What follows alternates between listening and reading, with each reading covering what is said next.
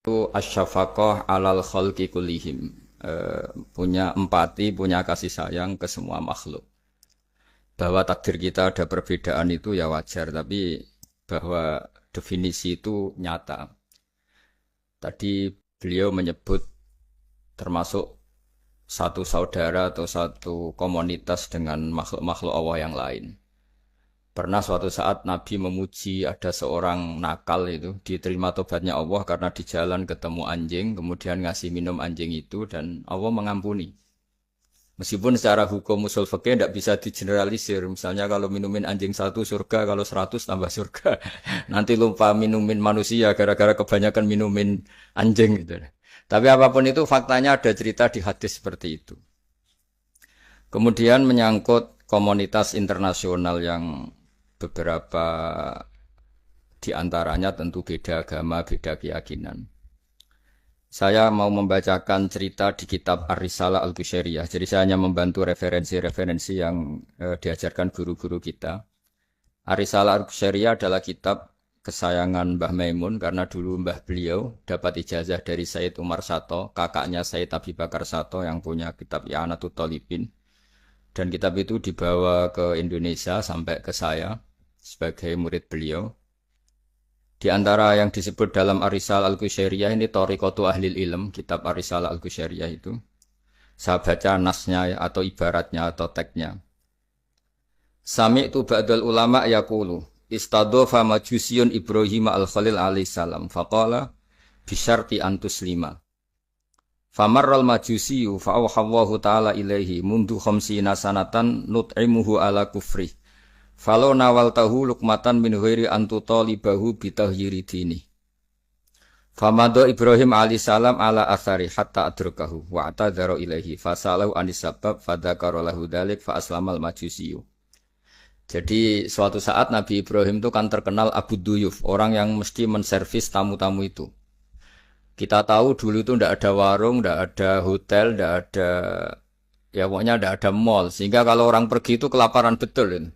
Mbok orang kaya pun kelaparan karena ngelewati padang pasir itu. Kalau sekarang kan orang mau sowan kiai makan dulu. Karena takutnya di rumah kiai kan makan sungkan. Jadi makan dulu nanti di kiainya tinggal pura-pura makan. Kalau dulu memang makan nih tamu itu wajib betul. Kalau ndak ya kelaparan betul tamu. Sehingga cerita suatu saat di antara tamu itu berakidah, berfaham majusi.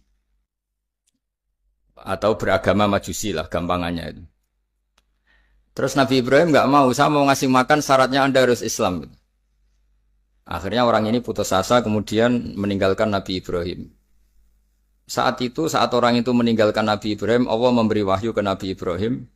Orang itu umurnya 50 tahun dan dia hidup karena tak kasih makan. Terus kata Allah, mundu khamsina sanatan nut'imuhu ala kufri. Saya yang Tuhan saja ngasih makan dia 50 tahun tanpa syarat dia harus Islam. Kamu baru dimintai makan sehari mensyaratkan Islam. Walhasil terus Nabi Ibrahim ngejar orang Majusi itu terus monggo-monggo makan di rumah saya. Singkat cerita terus orang Majusi itu tanya, kenapa Anda berubah pikiran? Terus Nabi Ibrahim cerita bahwa beliau ditegur Allah kemudian harus melakukan itu. Jadi cerita-cerita seperti itu banyak. Dulu kita dengar para kiai sering cerita ketika seorang Yahudi rumahnya diusir Amr bin As untuk pembangunan masjid. Ketika lapor ke Sayyidina Umar, masjid itu yang mengambil tanahnya orang Yahudi harus dikembalikan ke orang Yahudi. Dulu guru-guru kita juga sering cerita Sayyidina Ali itu pedangnya dicuri sama orang Yahudi. Ketika ketemu di pasar atau di jalan, kemudian Sayyidina Ali yakin itu pedangnya, dilaporkan ke Qadhi Syureh. Setelah itu Sayyidina Ali diminta, buktinya apa? Saksinya siapa kalau itu pedang Anda? Saksinya Hasan dan Husain. Tapi kata hakim, Said Hasan Husain itu keluarga Anda, tidak sah jadi saksi. Zaman itu Sayyidina Ali masih berargumentasi, waqad qala Rasulullah sallallahu alaihi wasallam Hasanun wa Husainun sayyida syababi ahlil jannah. Tapi kata Imam Sureh, tetap standar saksi itu tidak boleh dari keluarga. Singkat cerita, qadhinya itu pakai standar hukum usul fikih, al-qaulu qaulu sahibil yad.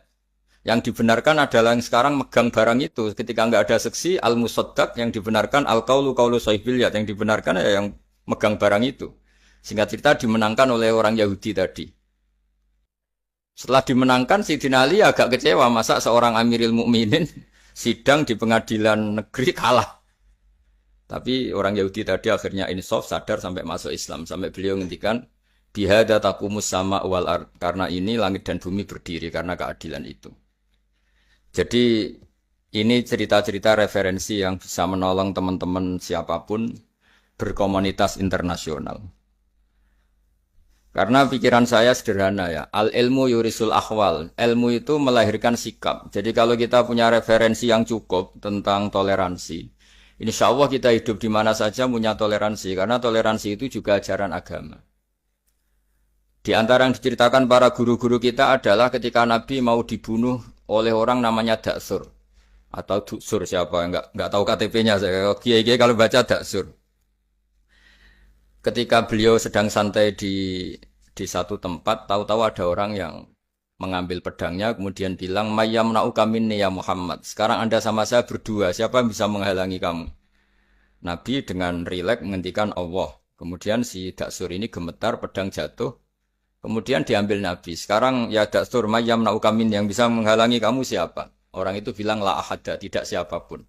Nabi dengan gampangnya fa'afa'anhu, Nabi memaafkan. Padahal ini jenis harbi, jenis orang yang jelas punya niat bunuh. Terus artinya kita-kita yang ngaji di pesantren, saya ngaji di Mbah Maimun, punya Bapak Kiai Nur Salim, semuanya ngajarkan bahwa di mana-mana perang kekerasan itu ya karena kita diperangin. Udina lilladzina yuqatalun, karena kita diperangi kita boleh perang. Qatilul ladzina yuqatilunakum. Jadi yang boleh kita perangi ya zaman kayak kita dulu dijajah Belanda, dijajah Jepang zaman itu. Ketika sudah tidak ada penjajahan ya alasan itu sudah hilang karena mereka tidak merangi kita. Jadi apa ya, perang ya ada konteks rasionalitasnya, damai juga ada konteks rasionalitasnya.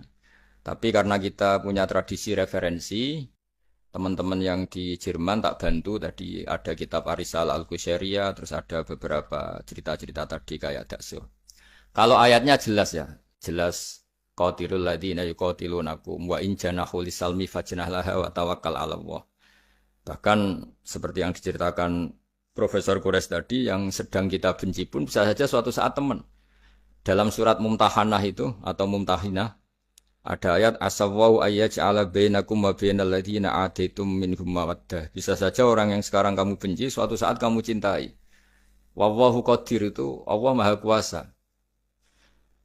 Dan tadi saya menambahkan yang dikatakan Profesor Quraisy tentang belajar. Dulu Nabi itu enggak puasa Asyura. Tapi ketika datang ke Medina, orang-orang Yahudi itu puasa Asyura. Coba tanyakan ke mereka, kenapa puasa tanggal 10? Terus mereka menjawab, Yaumun najawwahu fi Musa, itu hari yang Allah menyelamatkan Nabi Musa. Terus fa'amara bisyami, kemudian Nabi menyuruh sahabat puasa. Artinya dulu itu segampang itu hidup, itu sesuatu yang baik, apa, ya sudah ditiru. Meskipun kita tahu Nabi itu tentu mustaqil bil istihad, Nabi itu orang yang mandiri. Tapi memberi percontohan kita betapa gampangnya kita seperti itu. Dulu ada seorang Yahudiyah meminta sama Sayyidah Aisyah dan dikasih. Ketika dikasih, dia mendoakan, semoga kamu Aisyah selamat dari siksa kubur. Zaman itu Sayyidah Aisyah itu belum tahu tentang siksa kubur, sehingga beliau engkar, enggak percaya. Tapi setelah Rasulullah datang dan diceritanin, Nabi, oh iya siksa kubur itu ada. Dan semenjak itu Nabi selalu isti'adah, minta perlindungan dari siksa kubur. Jadi dulu di komunitas-komunitas beda agama, sesuatu yang benar ya dibenarkan. Makanya kaidah umum dalam interaksi antar agama itu la tusaddiquhum wa la tukadzibuhum. Ya kamu jangan bilang iya, jangan-jangan enggak, ya jangan bilang tidak, jangan-jangan iya. Jadi aturan ilmunya jelas la tusaddiquhum wa la tukadzibuhum. Ya artinya sesuai referensi ilmu lah kira-kira begitu. Terus yang terakhir, ini saya mohon maaf sama komunitas di Jerman karena saya ini pura-puranya aja sibuk. Karena saya kira ini seberapa jam lagi saya ngajar ini. Nanti kalau saya tidak ngajar di sini yang ngundang agak-agak dosa, jadi supaya sama-sama tidak dosa ini saya ya nuruti jenengan, tapi ya karena saya ngajar ini juga yang datang orang macam-macam, ada yang Kalimantan, Sumatera mau ngaji di sini. Ini seberapa jam lagi saya ngaji Sahih Muslim. Yang terakhir ini di halaman Kitabu Adabil Ulfa wal Ukhuwah halaman 285 dalam Ihya juz 2. Jadi kitab saya juz 2. Mungkin kalau beda cetakan yang jelas ikut Kitabu Adabil Ulfa wal Ukhuwah. Di sini diterangkan oleh Imam Ghazali dengan beberapa riwayat yang disebut al-jironu salasatun. Bertetangga itu ada 3. Jarun lahu hakun wahid, ada tetangga yang punya hanya 1 hak. Wajarun lahu haqqani wajarun lahu salah satu hukukin. Terus beliau cerita yang punya 3 hak itu ya tetangga, ya seagama, ya masih ada hubungan kerabat. Yang punya 2 hak ya tetangga, ya seagama. Terus wa amal ladzi lahu haqqun wahid fal jarul musyrik. Yang punya hak 1 itu tetangga yang beda agama. Jadi intinya tetap dikasih hak meskipun beda agama. Sampai diantaranya disebutkan juga di halaman 287. Imam Ghazali ngendikan beliau berfatwa dan beliau bercerita rawahu Umar bin Syu'aib an Nabi an Jaddih anin Nabi. Terus qala Mujahid kuntu inda Abdillah bin Umar wa ghulamun lahu yaslahu syatan faqala ya ghulam idza salahta fabda bijarinal Yahudi. Abdullah bin Umar itu sedang memasak kambing atau itu pembantunya ini sedang nguliti kambing. Itu pesannya Abdullah bin Umar, ya ghulam idza salahta fabda bijarinal Yahudi. Nanti jangan lupa tetangga kita yang Yahudi. Ini di Ihya halaman 287. Hanya cerita kebaikan. Jadi cerita-cerita perang itu ya karena kita diperangin, tapi ya kalau kita dibaikin ya baik, itu ajaran Islam. Hatta qala dzalika miraron. Faqala lahu lima taqulu hadza. Ini pembantunya juga enggak langsung menerima. Kenapa? Saking enggak mau nerimanya diulang-ulang lagi oleh Abdullah bin Umar. Faqala inna Rasulullah sallallahu alaihi wasallam lam yazal yusina bil jar hatta khashina annahu sayuwarrithu. Kenapa engkau melakukan itu ya Abdullah bin Umar? Terus beliau menjawab, Rasulullah itu selalu berpesan untuk berbuat baik sama tetangga. Tadi kita tahu kalau tetangga punya 3 hak berarti seagama, ada hubungan kerabat, hakul jar berarti 3. Ada yang seagama dan tidak punya hubungan kerabat berarti punya 2 hak, yaitu 1 agama dan kerabat.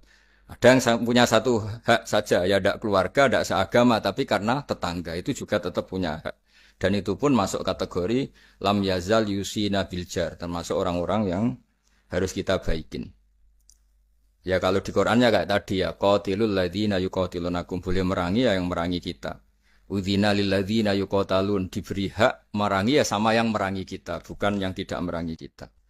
Terus waqala Hisam, kanal Hasanu la yara ba'san antut imal jarul yahudiyya wan nasraniyya min udkhiyatik. Bahkan sebagian ulama di sini disebut Hasan Basri berpendapat kalau berkorban, kalau punya tetangga Yahudi yang butuh enggak apa-apa dikasih dagingnya. Ini di halaman Ihya 287 juz 2. Jadi dari cerita-cerita itu dan referensi-referensi itu, teman-teman di Jerman tidak usah khawatir lah. Kalau kiai-kiai kayak kita itu berfatwa nggak boleh berkomunitas internasional nanti takut begini-begini ndak lah. Kita bacanya ya sama seperti yang dibaca Profesor Kures, sama yang dibaca guru-guru kita. Jadi itu kalau boleh dikatakan sumbangan saya lah bahwa di kita di pesantren itu ajaran-ajarannya juga seperti itu, dan tadi beberapa kita saya sebutkan halamannya supaya bisa dicari, supaya tidak kelihatan hoax, juga tidak bikinan saya gitu, supaya jelas itu. Dan saya mohon maaf karena nggak bisa ngikuti sampai selesai, tapi saya mengapresiasi, semoga jadi syawal yang baik, minal aidin wal faizin. Minal aidin artinya kita kembali menjadi ahli surga. Saya termasuk yang sependapat dengan kitab yang saya baca. Dulu kita ini ahli surga karena Nabi Adam lahirnya di surga dan diciptakan di surga. Karena satu kesalahan beliau harus kembali ke bumi. Dan setelah puasa itu selesai dan diterima, kita kembali ke ahli surga lagi. Maksud minal aidin, kita kembali lagi berstatus sebagai ahli apa? Surga. Dan itu dimulai dari saling memaafkan. Karena yang menghalangi masuk surga itu hak adami. Manusia itu kan paling kikir untuk memaafkan orang lain. Padahal kalau hak adami belum selesai itu Allah tidak mau memaafkan. Makanya syaratnya masuk surga harus kita saling memaafkan. Dengan cara seperti itu insya Allah kita minal aidin wal faizin. Jadi mohon maaf, sekali lagi mohon maaf karena saya tidak bisa ngikuti sampai selesai karena saya harus ngaji. Karena bukan apa-apa ya, memang harus. Andai kan sunat itu mungkin saya tinggalkan. Mohon maaf sekali. Wassalamualaikum warahmatullahi wabarakatuh. Waalaikumsalam. Terima kasih sekali, Gus Baha. Kalau misalnya untuk satu pertanyaan, mungkin masih bisa Gus Baha atau Prof. Rais sama-sama harus tinggal 5 menit. Namun tadi nih Gus, Banyak yang nunggu, nanti saya yang dimarahi, ini saya juga menunaikan kewajiban. Ada satu pertanyaan dari pemateri. Silahkan satu pertanyaan saya tunggu. Terima kasih Prof. Ini saya tanyakan langsung Prof. Saya pernah mendengar panjenengan menyampaikan tentang konsep perdamaian aktif dan pasif. Mungkin bisa dijelaskan Prof mengenai hal tersebut, khususnya dalam rangka mempersatukan hati tadi Prof. Baik, jadi begini, saya beri contoh. Berdamai pasif itu Anda tidak ganggu orang.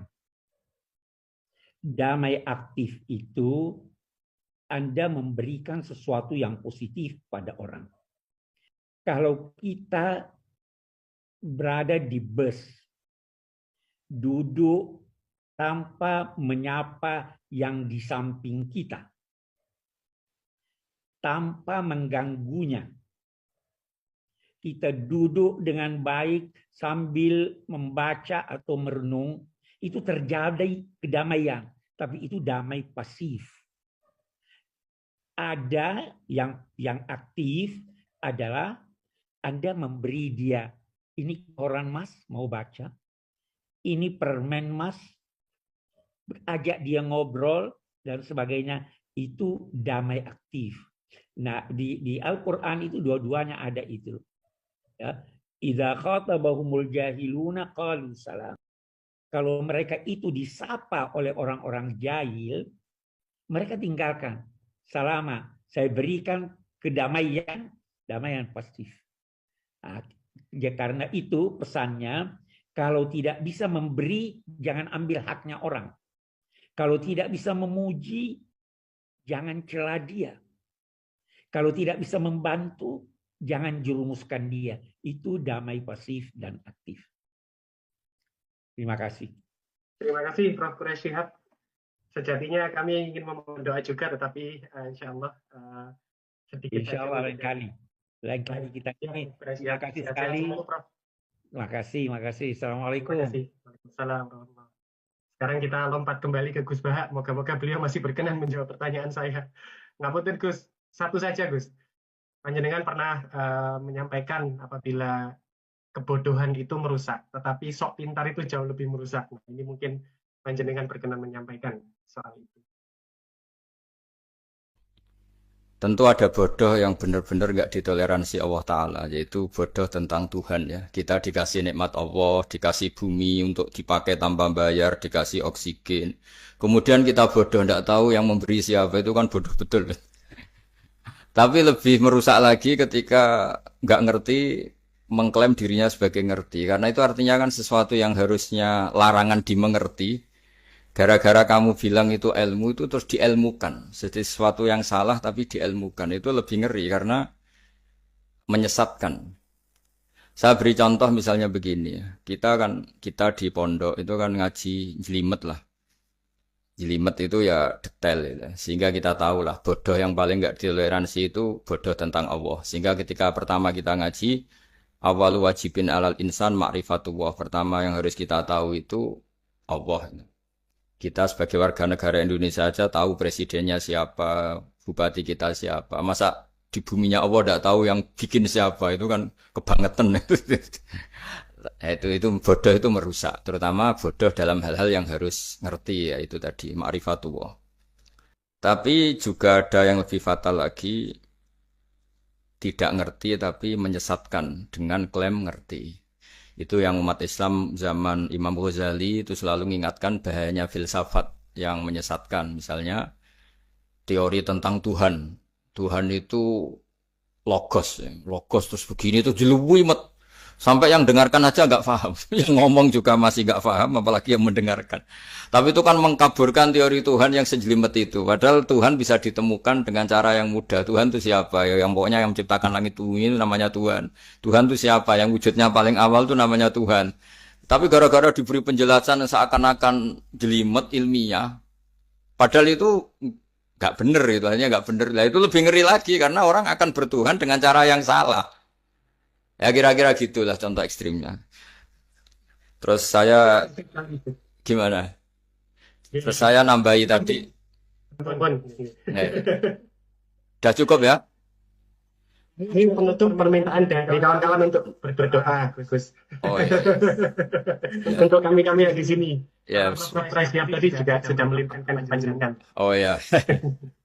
Terus saya menambahkan sedikit tentang yang didawuhkan Pak Kures tadi. Memang di terakhir dawuhnya Nabi, kamu harus berbuat baik. Kalau nggak bisa ya Rasulullah, mendukung yang baik.